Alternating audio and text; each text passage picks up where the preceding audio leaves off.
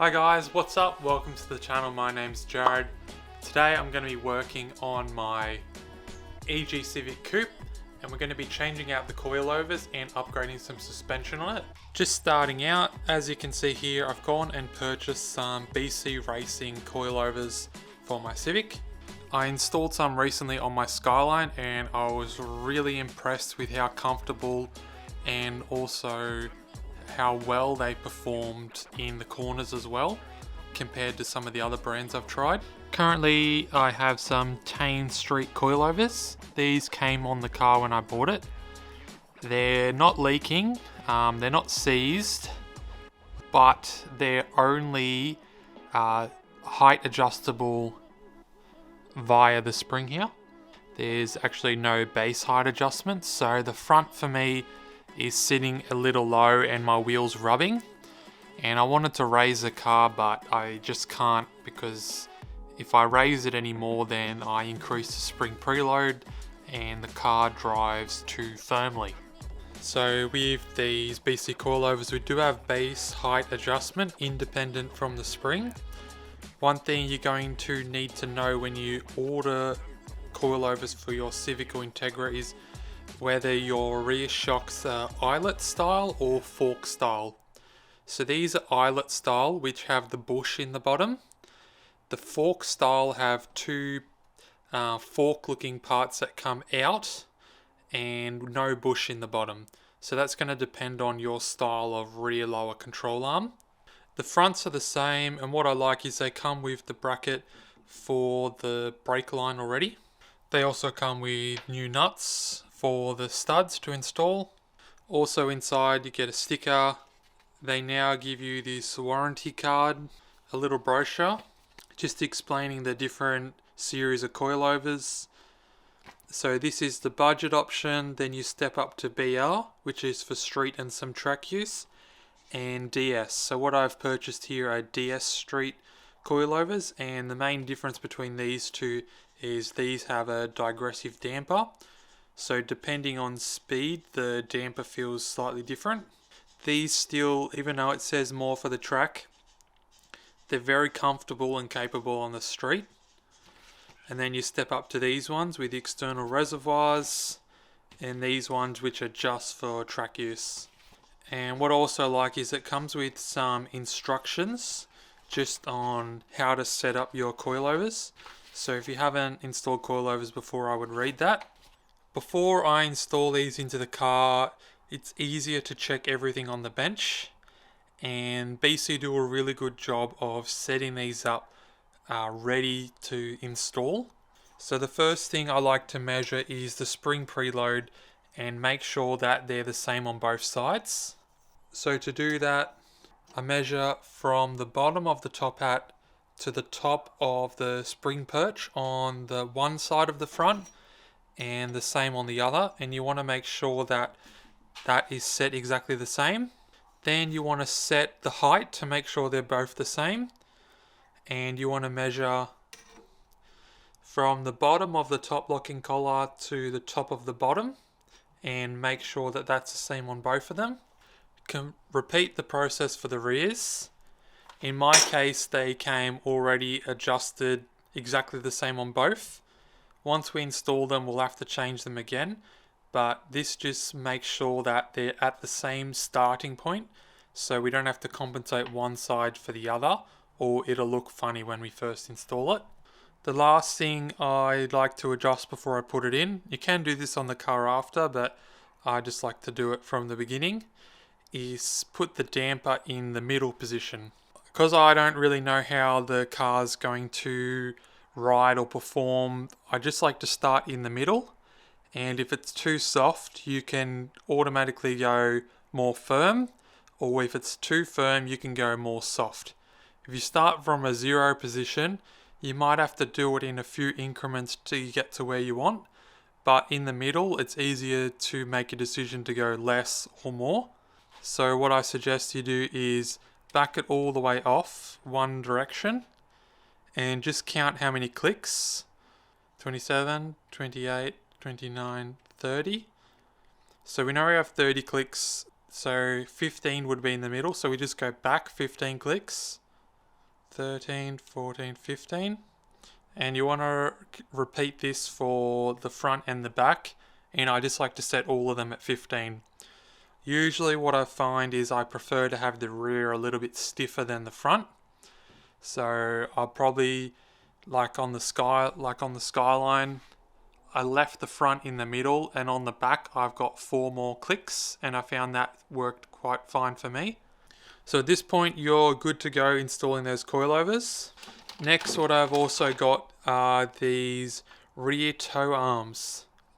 So these rear toe arms, they've got a hardened rubber bush, and they're going to have a little bit less deflection for toe in the rear of the car. These rear toe arms are designed to adjust either toe out or toe in on the rear.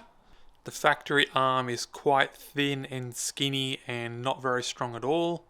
So these are a much stiffer, harder upgrade, and they're going to reduce the amount of deflection and change in toe when driving.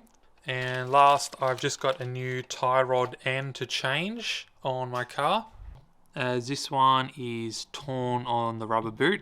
I already have everything apart just because in the last episode I changed the transmission to an LSD. So that's going to give me a bit of a head start here. And I pretty much already got the strut out ready to replace.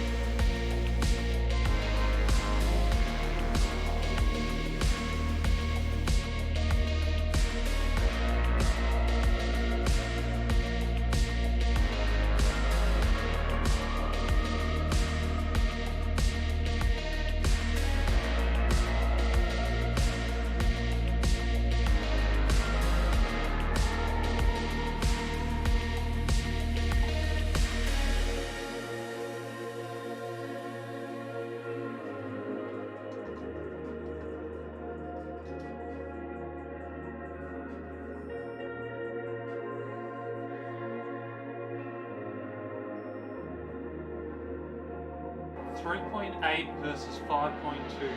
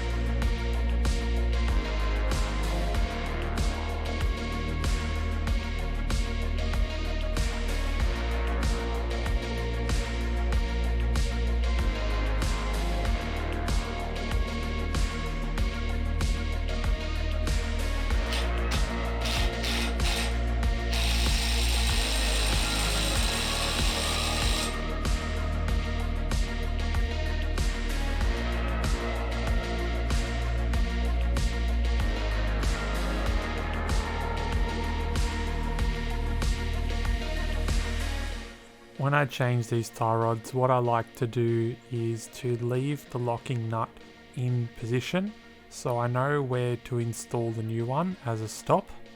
So I just like to hold the nut with one hand and then screw on the new one, also holding the nut, so I know exactly where to finish. And you might have to turn it a quarter or half a turn just to get it back into its same orientation. but this will mean when you do the alignment later that you'll pretty much only have to turn it once either direction to get it back in alignment.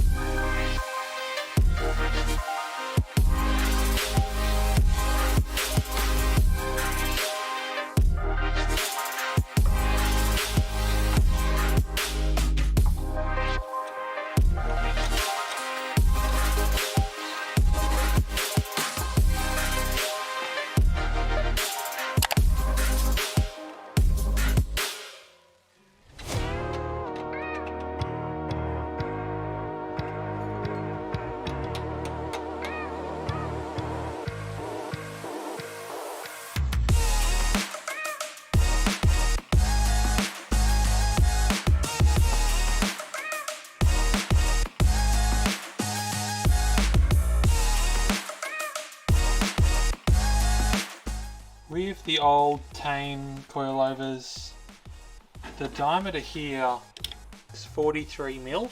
On the new BCs, the diameter is 40 mil.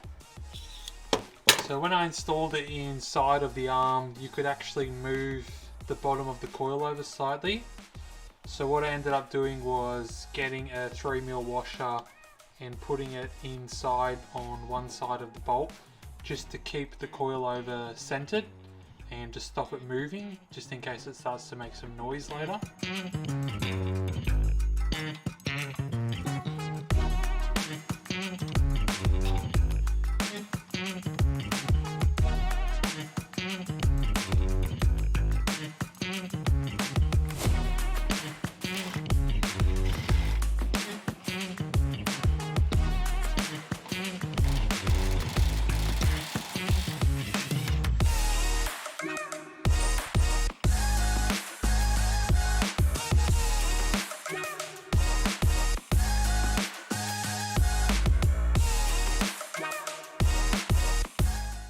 What I like to do when installing tow arms in the rear is set them to the same length that it was originally.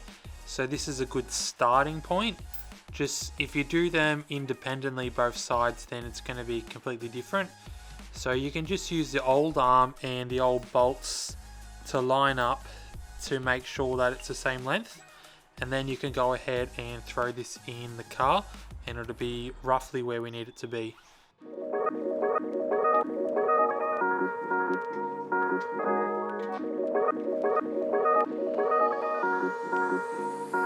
Come on.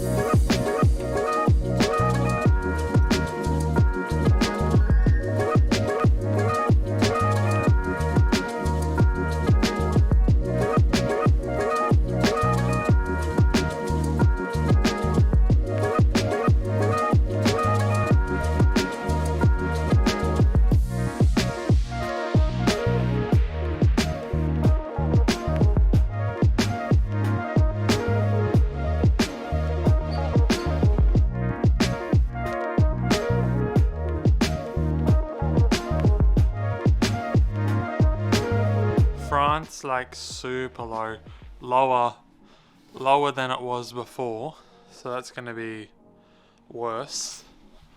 The back's not too bad actually, like I think that's pretty practical, like it's one and a half fingers or so. Probably just leave the back for now because it's going to settle a little bit as well. The front, I think I'll probably just adjust the coilovers up 10 mil and see how that looks.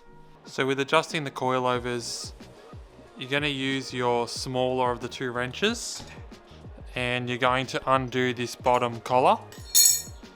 You want to just let it sit loosely against it if you're going to go up, and we're going to create whatever sort of gap you need between the body and the first collar. If you wanted to drop it 10 mil, you could wind it up 10 mil from the bottom and then drop it down till it hits the collar. But we're gonna go the other way. So we're gonna just sit it against there and then start turning the body.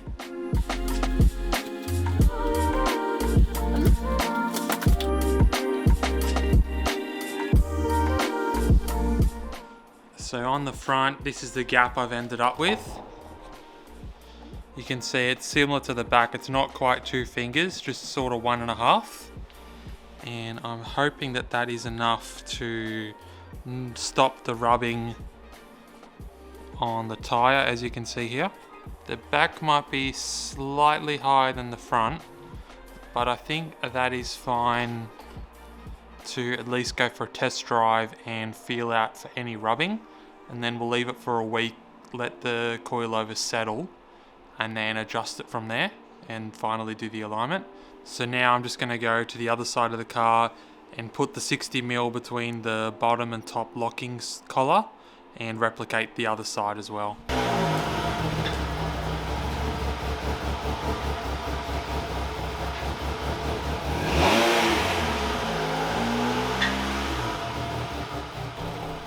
So far so good, it goes in reverse.